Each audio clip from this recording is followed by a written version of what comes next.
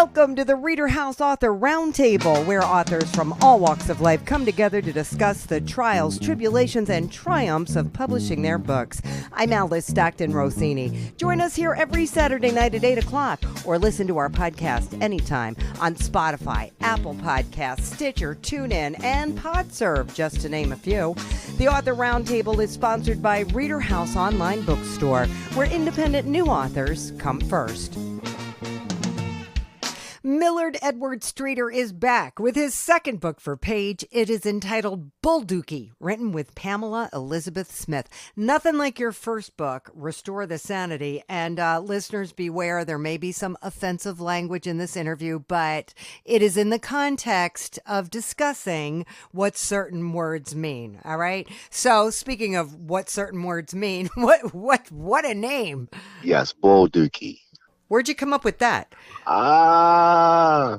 So I'm a two-time published author with Page Publishing. So I just completed the first book, Restore the Sanity, God, Christianity, and AIDS.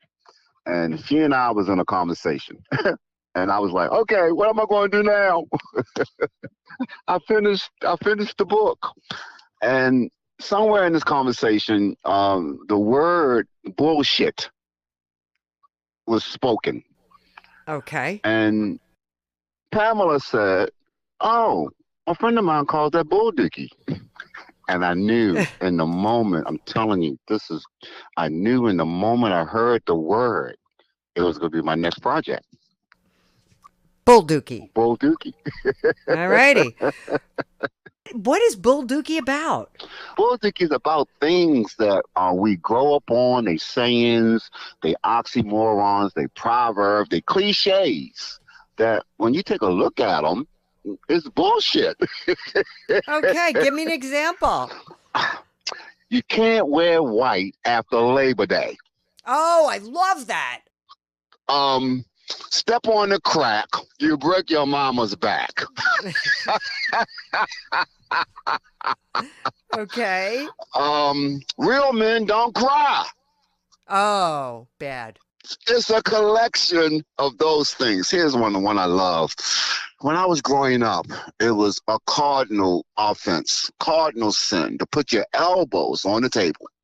Yes. That's the dumbest piece of mannerism I've ever heard of in my life. So I'm grown now, right? I'm an adult.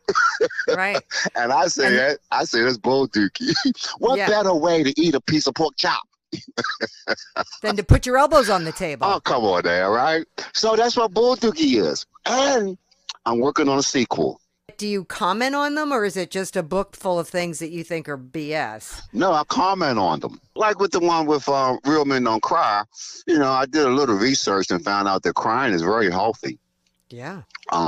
We got these ducks. It's like how tears are created. So I kind of like critique that a bit, right? And say, hey, it's really like anti-healthy to even put that into our males' consciousness that men shouldn't cry. Okay. Stuff like that. The black cat. Oh, so unlucky. So unlucky. I'm like, really?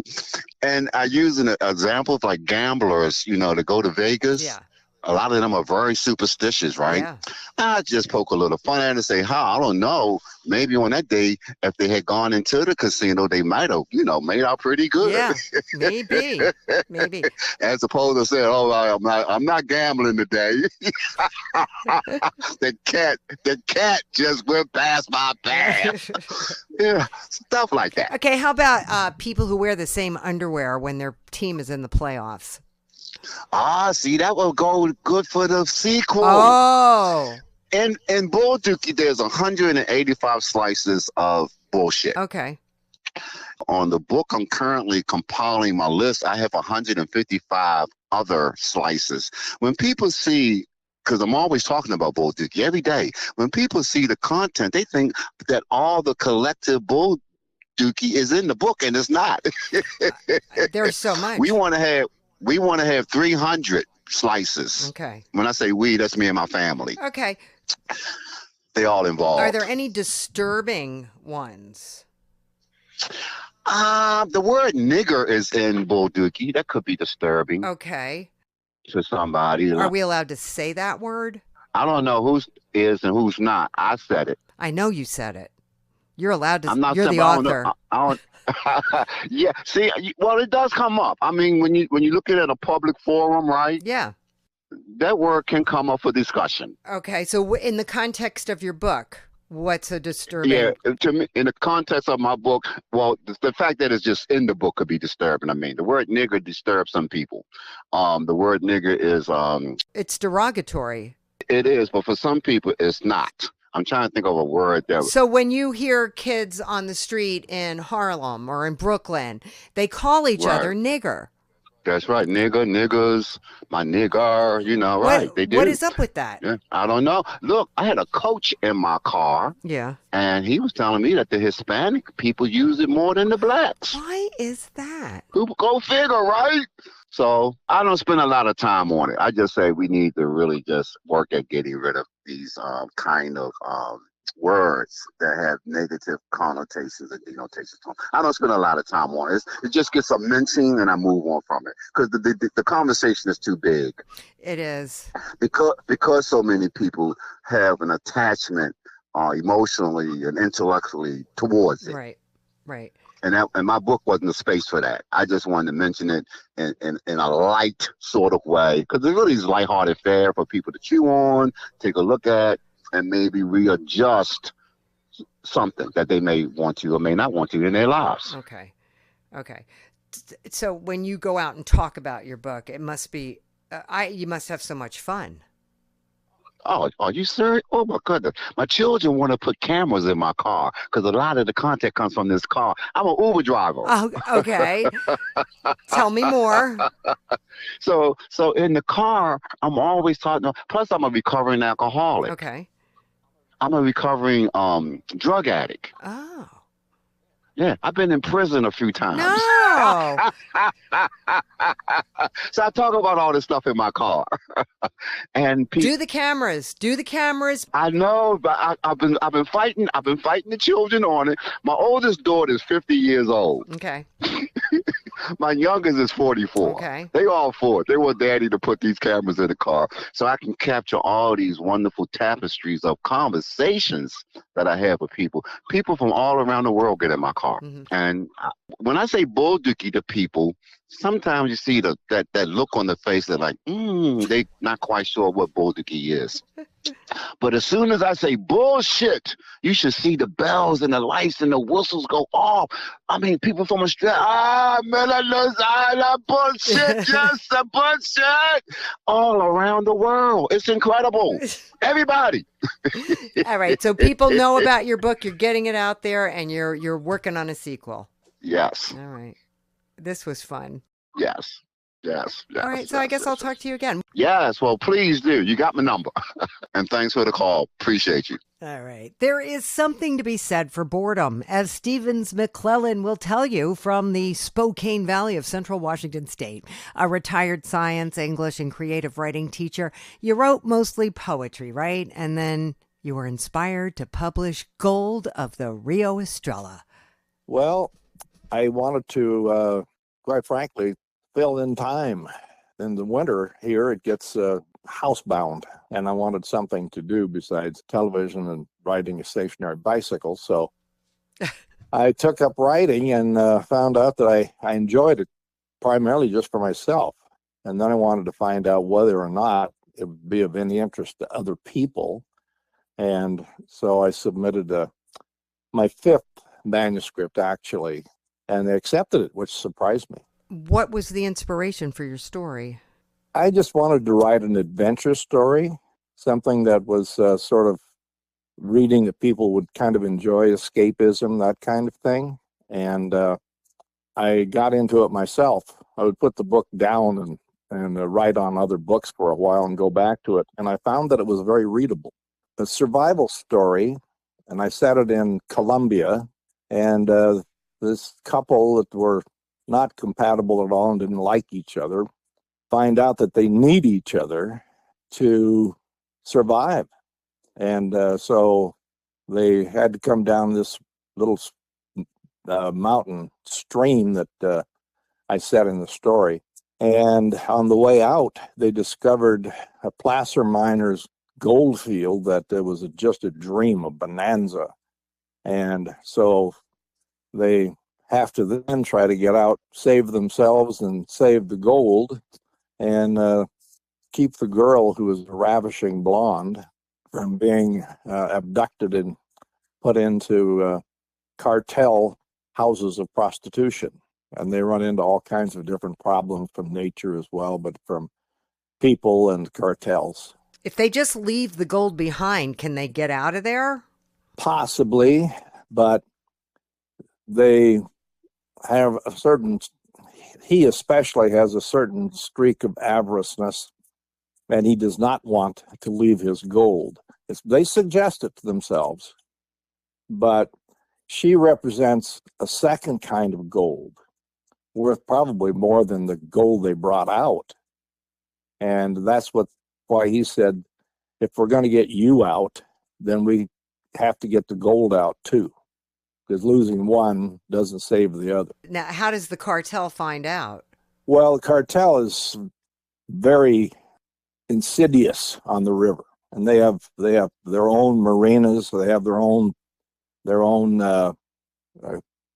places where they gamble, where they entertain guests, and they run boats, patrol boats up and down the river all the time. Plus, there are 4 big cartels in Colombia, but a lot of smaller ones, and the smaller ones are the ones that they have to primarily try to escape, although it ends up that they have to make an escape from the main cartel. They get assistance from a fellow that they abduct on the river to help them. Ooh. Who's a cartel member himself. I've actually written a sequel to it, which is now in publication. They're just getting it edited, and it should be coming out in the next month or two. So we have a cliffhanger at the end of this book. Yes, there's a need for this.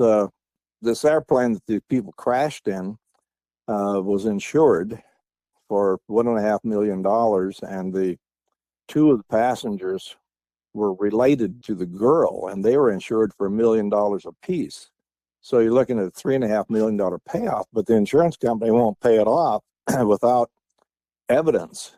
And what they want is tissue samples. So the sequel sends a party back into the river, and they have to go up to the airplane, break open the grave, and bring out tissue samples of the 3 that were killed on the flight.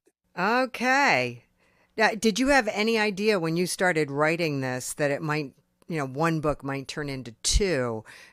No, not when I started, but I finished it to leave a possibility of a sequel, because I figured that a writer with just one book is probably not likely to be someone taken seriously by editors or publishers. I mean, I can't imagine an agent, for example, having a one-off writer.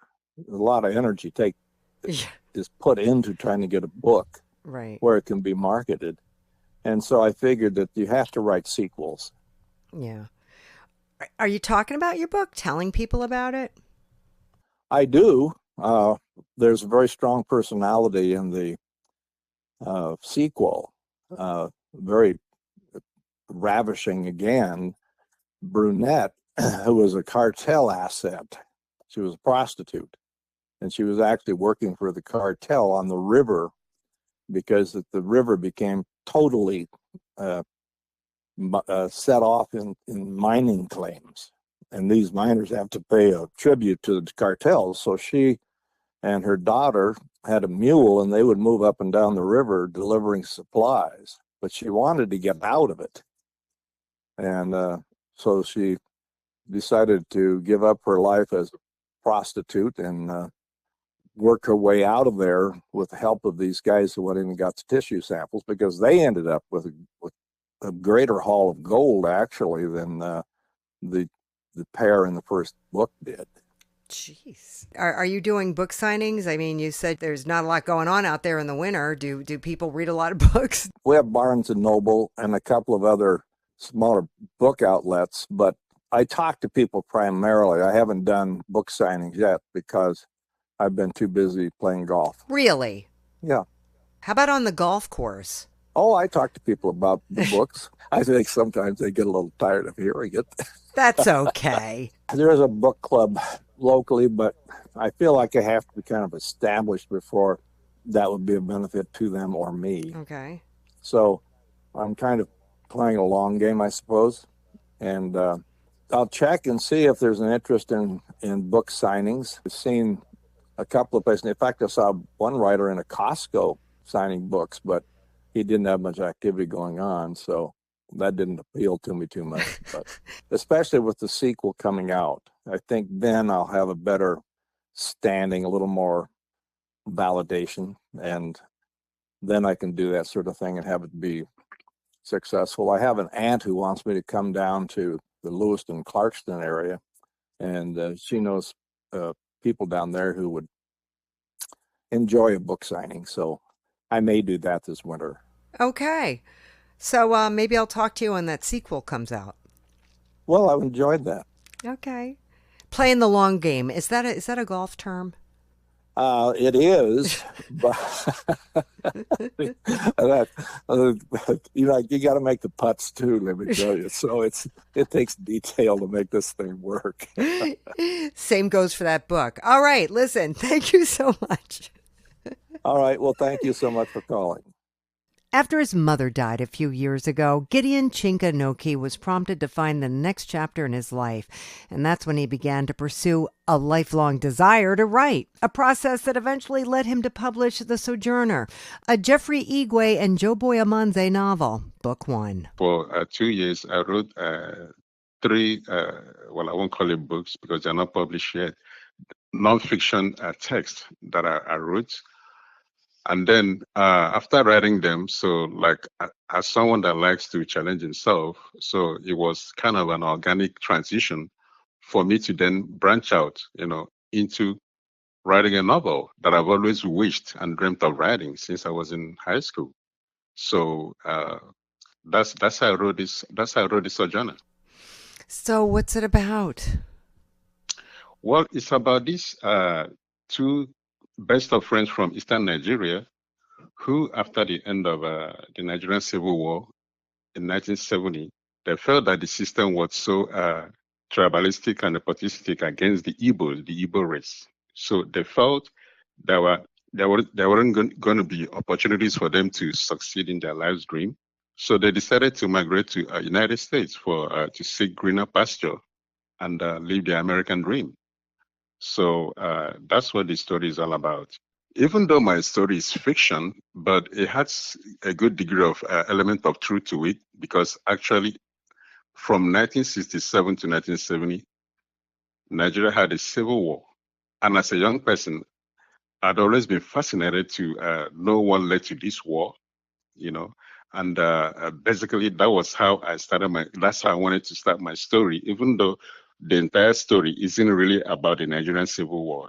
That's just how the characters came to me, stared in my head, in my realm of imagination. Right. So, I just kept on weaving it, did my research, and,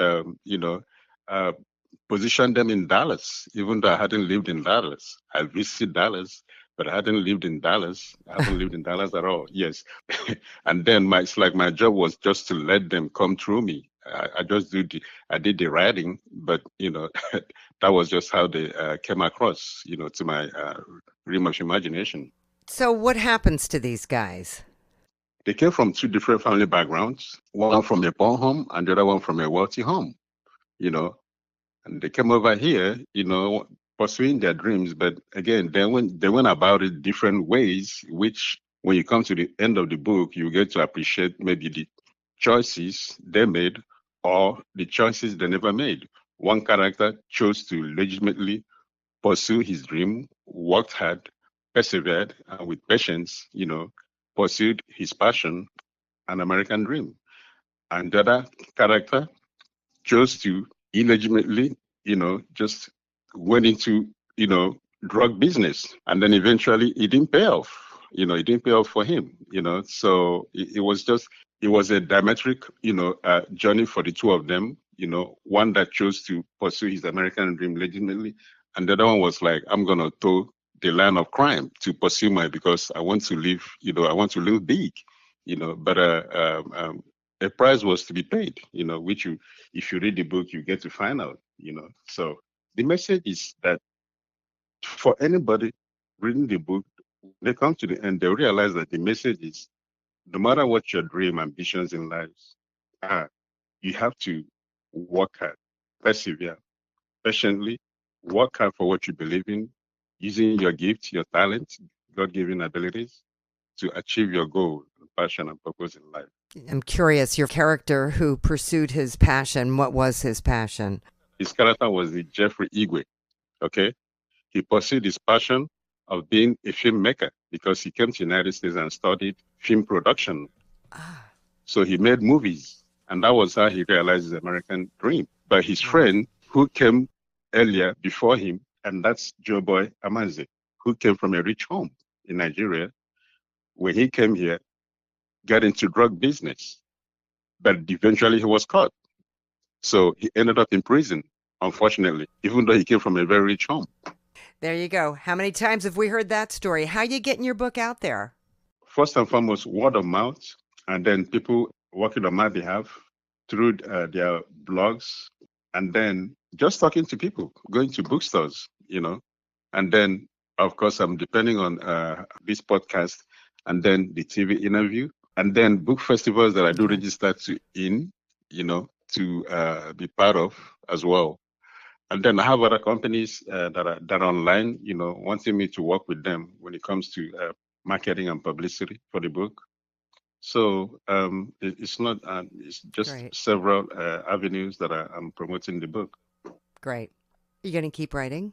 Oh, absolutely. Oh, yeah. I can't do without writing because I've been wanting to do this since I was a kid. Great. So now the door opened for me, oh, yeah, I will continue to write for the rest of my life. Yes. Good for you. Good for you. Thank you so much, Gideon. Thank you. A life coach for 15 years, Rob Ciminelli says he helps people realize their dreams much faster than they would on their own. And now he adds published author to his resume with his book, Yes, We Do Come with Directions, Instructions for a Happy Life. So what led me to this is I just wanted to touch more people.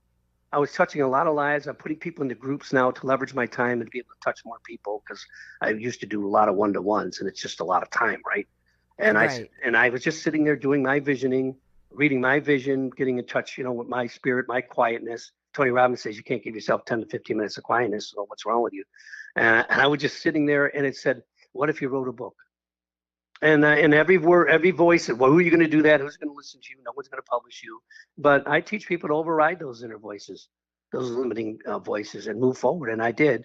And I'm so excited because it's here and I've touched a lot of lives.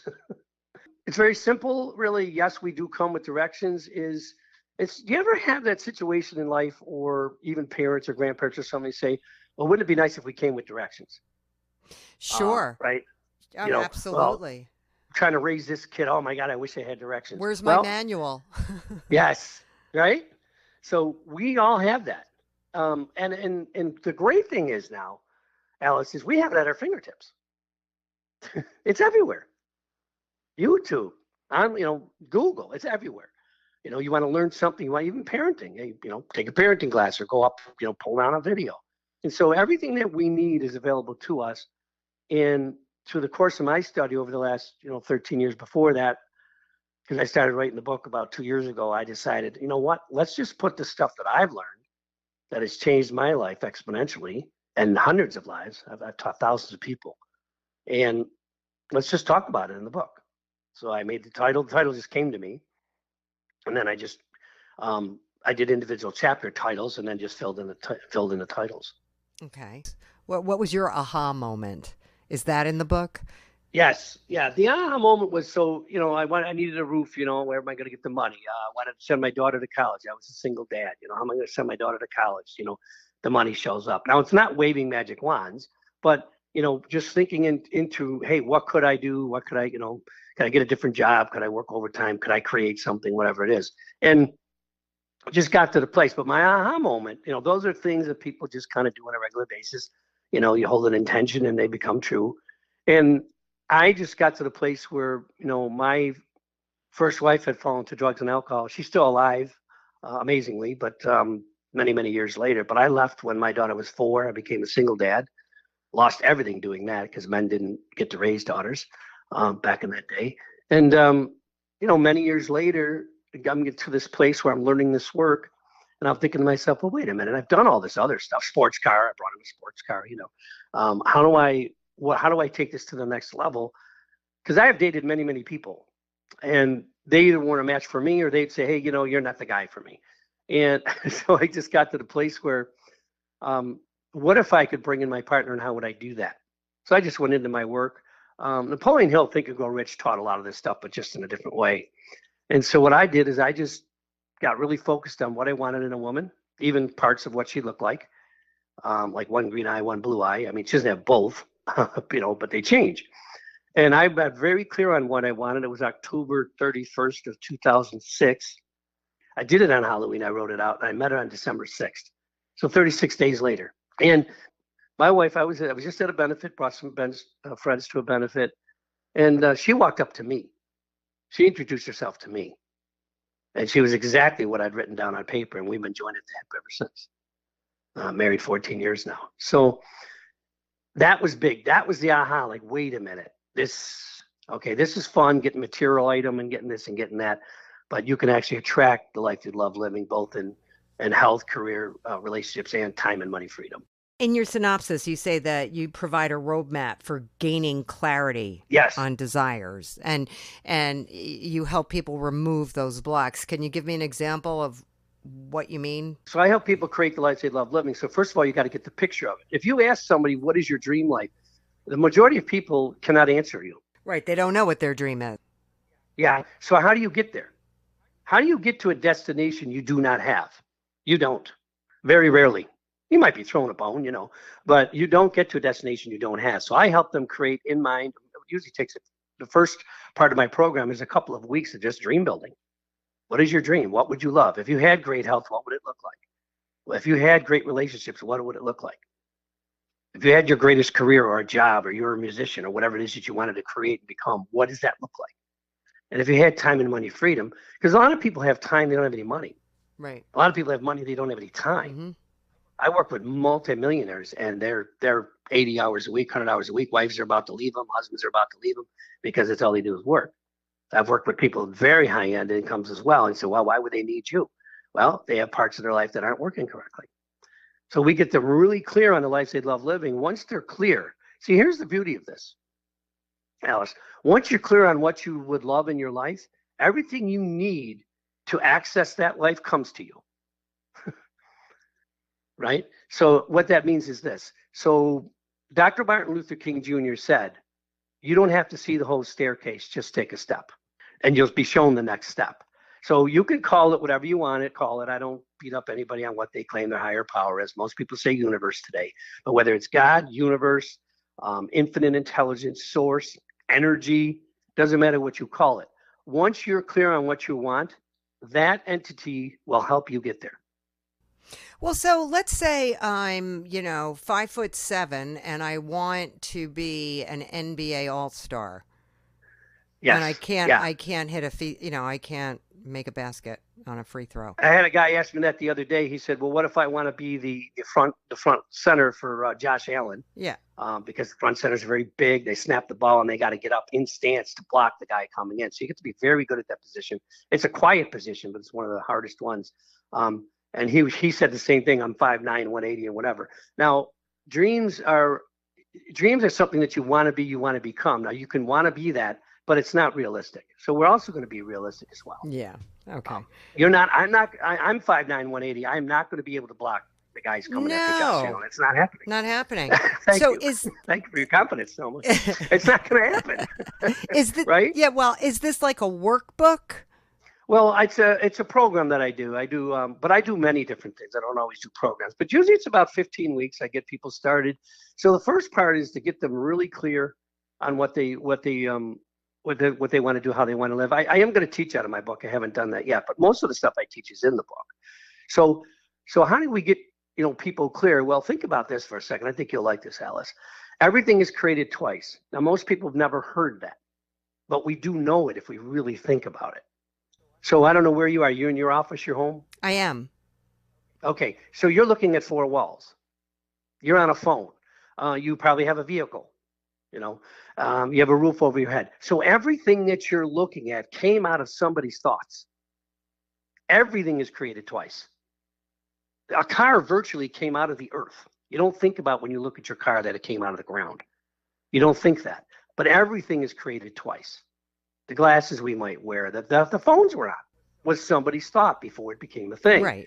So if you want to have your dream life, you got to think it into existence. You got to know what that is.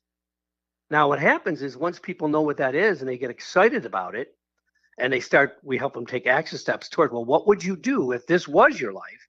What action step would you take? Well, I would do this. I would call this person. I would whatever, right? But then what happens is the reason why people don't achieve their dreams is blocks. And you had asked me that a minute ago. And what are the blocks? Well, not feeling good enough. You would be amazed of how many people are brought up in situations where their own caretakers tell them they're not smart, they're not good enough, you'll never amount to nothing. I know that may shock you, but almost half of my clients go through that. I'm sure. You think, wow, what's with the parents, right? Our grandparents, teachers, coaches, whatever it is. I mean, we know a lot of famous people where a coach or a teacher told them they'd amount to nothing. Right. Edison was sent home and said, don't ever send them back to school because they didn't have to go to school Right. back then. Don't ever send them back here. He's stupid. Right. Right. Walt Disney said, he keeps wanting to sign up for all these art classes. He can't do that. He doesn't have an imagination. Walt Disney. So he lacks imagination. So people get it wrong. And so that's a block, not feeling good enough. A lot of women have issues around that, but then I have a lot of men that have ego stuff that we work on. So a lot of issues around not feeling good enough, a low sense of deserving, low self-esteem, low self-image. So we work on that block. The next one is fear. A lot of people bring fear of becoming something, doing something, having something, taking a risk, whatever. They take it to their graves. I've always wanted to do this. I always wanted to be this. I always wanted to have this. I always wanted to go here. And they don't. So we break down the fears.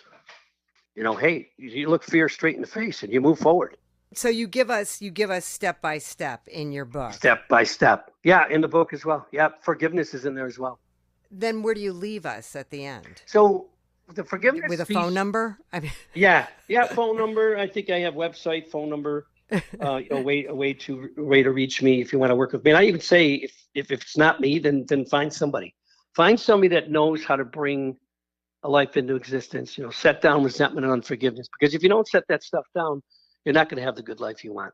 People that have resentment and unforgiveness in their hearts, and when you know who they are, you can see them when you walk by them or talk to them. They are blocking good that's trying to get to them.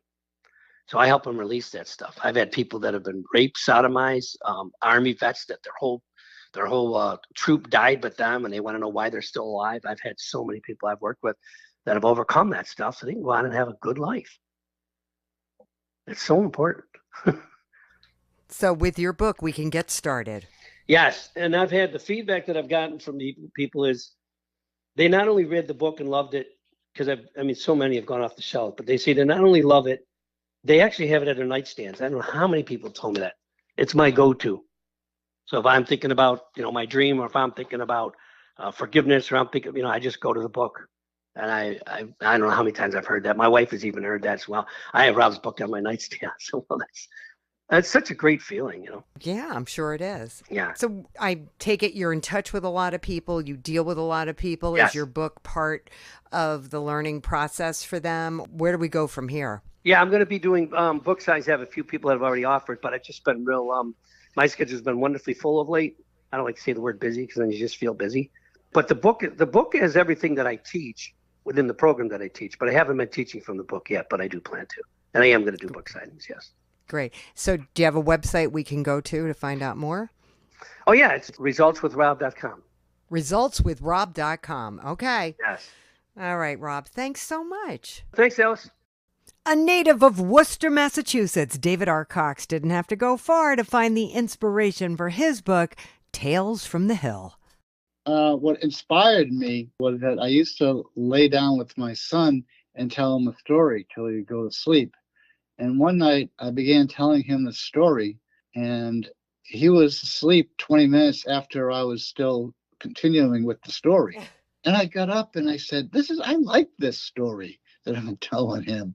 I like it a lot. So I just went to the computer and I started to write.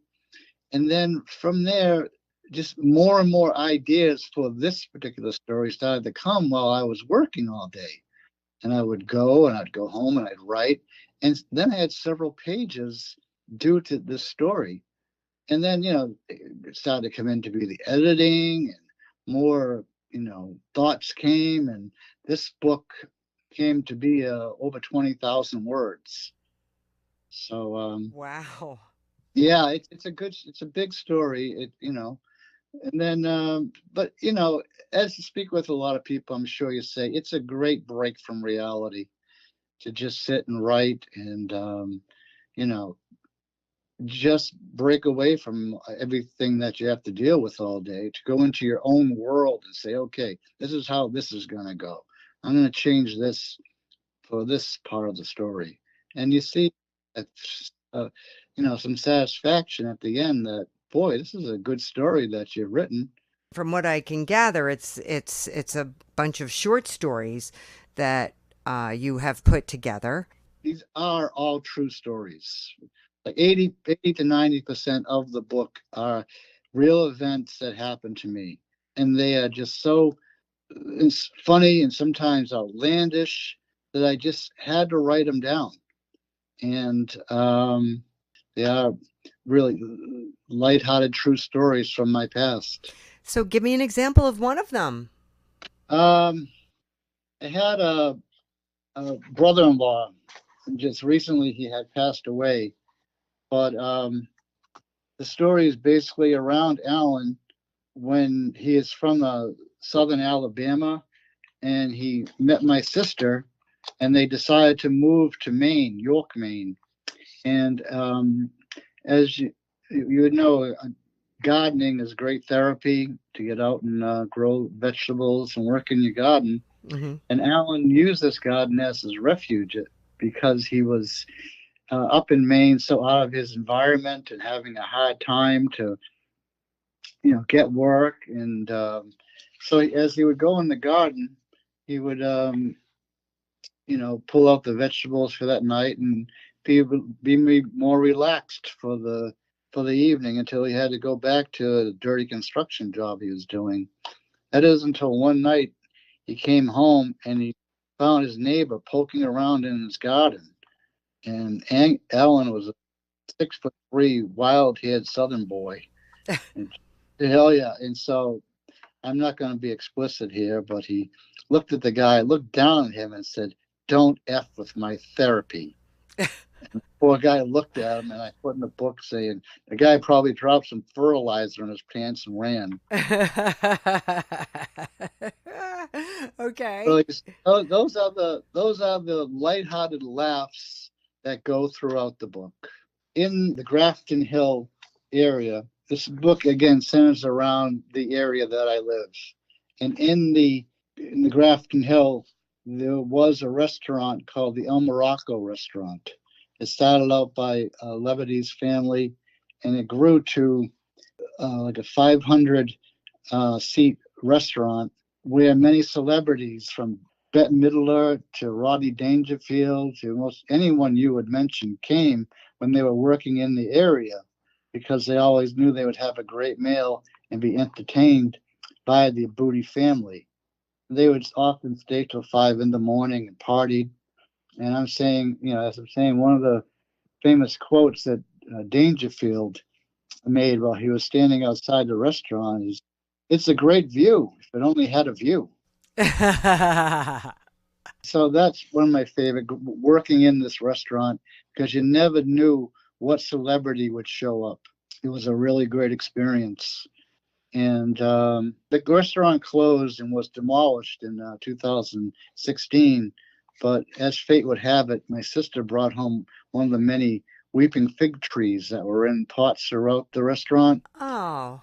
Yeah. And so I still have this tree at my house for over 35 years. Oh. And yeah, it's the last living object of this great restaurant. This sounds like a great book for people coming into Worcester. Grafton Hill is a part of Worcester. Yes. Okay. Yes. Just to explain the area a little bit, there are many people that travel. We have colleges here and hospitals, student hospitals. So it is traveled through by a lot of people who would recognize these different stories of the area, especially the El Morocco restaurant. It's just been known by people from here who have traveled throughout the country. Right. If I went to Florida now and met someone who was from this general area of a certain age, right, in the El Morocco restaurant, vivid memories for this person would come back because every treated like family, everyone had a great time, and the Abudi family just made sure that everyone had the best evening that they could possibly have, and that's what brought everybody back to this restaurant. So how are you telling people about this book? There is a local bookstore here that I dropped some copies off to, and it's still in their bookstore. I really haven't seen if anything has moved. I'm going to go back to the bookstore and see what opportunities there are for a book signing. Yeah. I'm getting great reviews from friends who have read it because it's reminiscent for them. And there is more time to settle down and try to pursue what the opportunities are to bring this book to more attention in the city of Worcester. It sounds like such a labor of love. It's a great area.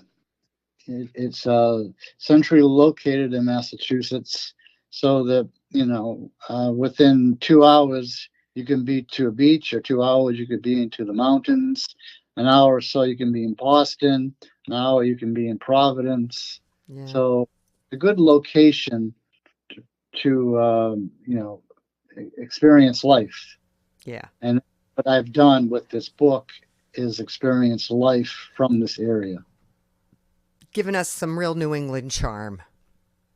And may I ask where you're from? New Jersey.